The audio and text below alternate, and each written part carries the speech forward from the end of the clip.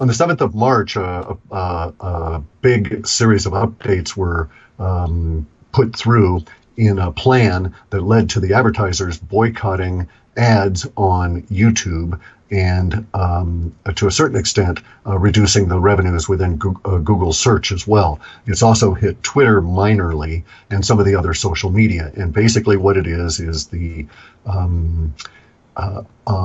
legacy media has decided to go at the alt media. So it's media versus media, another two tribes battle here that's shaping up. So chaos the language mainstream everywhere. Media is trying to whack the alt media, like, USA Watch. No, not trying. They've already done that in the sense that they've demonetized almost all videos on YouTube. YouTube is redoing their algorithm down to the very bottom. There have been tens of thousands of YouTube people that made a living on it that have now essentially been fired.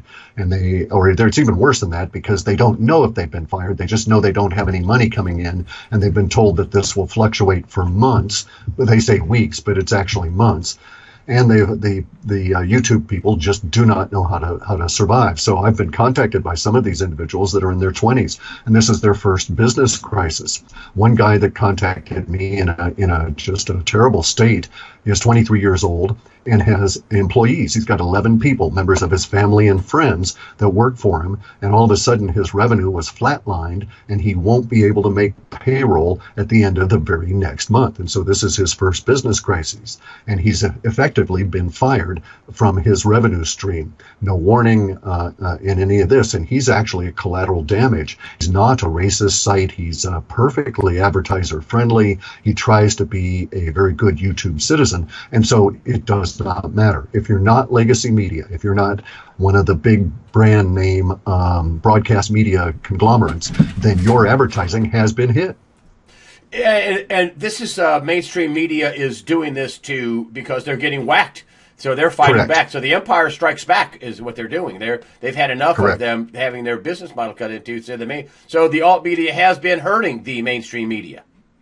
The mainstream media was dying, and it has nothing to do with the alt media. The fact that the mainstream media is dying has to do with you had to be trained in a generation to watch that stuff in order to be a consumer of that media. Everybody that is beyond a certain generation behind me was never trained that way, so they don't like it. They're never going to adapt to it, and the legacy media just doesn't get this. It thinks it's a contest between it and alt media. Alt media could go away, and legacy media is still going to die because none of the millennials, the post-X generations, care to waste their time with it.